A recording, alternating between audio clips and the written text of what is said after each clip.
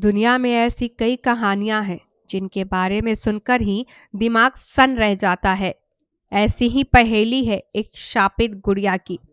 आज हम आपको दुनिया की एक ऐसी शापित गुड़िया के बारे में बताने जा रहे हैं जिसने न जाने कितने लोगों की जिंदगियां बर्बाद कर दी।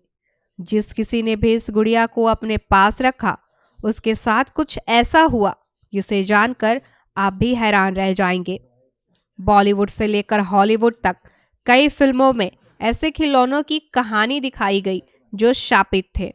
इनमें से अधिकतर सच्ची घटना पर आधारित है, जैसे कि एनाबेल या फिर चकी डॉल। अब ऐसे ही एक और शैतानी गुड़िया फिर चर्चा में है। फ्लोरिडा के इस मोटेलो म्यूजियम में मौजूद शापित गुड़िया की कहानी ऐसी है जिसे सुनकर आपका दिल दहल जाएगा। यह गुड़िया सबसे पहले फ्लोरिडा में रहने वाले एक बच्चे रॉबर्ट यूजिन ऑटो के पास साल 1906 में आई थी।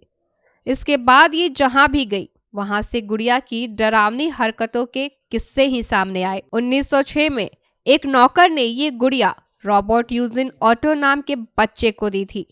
बताया जाता है कि इस नौकर ने आपसी रंजिश के चलते इस गुड़िया पर काला जादू करवाया था। रॉबर्ट इस डॉल को बेस्ट फ्रेंड मानने लगा। बच्चा गुड़िया के साथ ही खेलता था और उसी के साथ सोता था। रॉबर्ट गुड़िया को डॉल नहीं बल्कि असली इंसान ही समझने लगा था।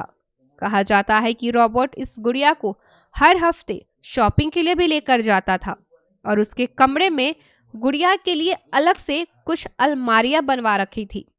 इन अलमारियों में गुड़िया के लिए रॉबर्ट ने कपड़े खरीद रखे थे। रॉबर्ट रोज गुड़िया को नए नए कपड़े पहनाता था। कुछ समय बाद रॉबर्ट ने ध्यान दिया कि उसका कमरा गंदा रहने लगा और चीजें बिखरी हुई रहने लगी।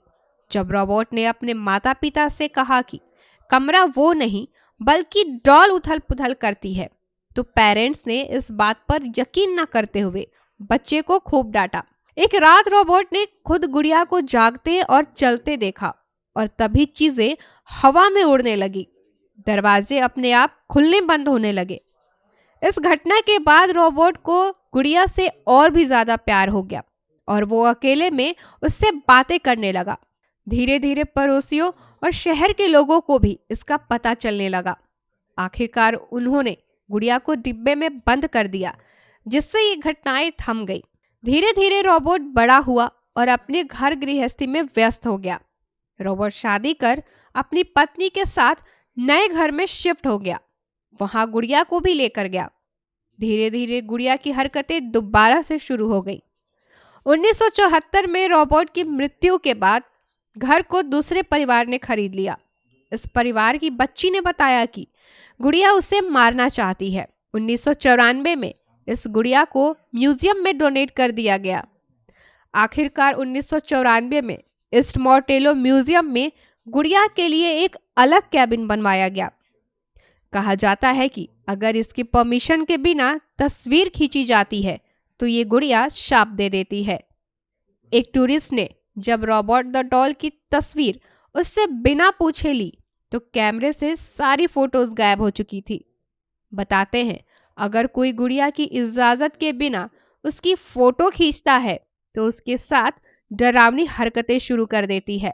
इस गुड़िया की कहानी वाकई में काफी डरावनी है।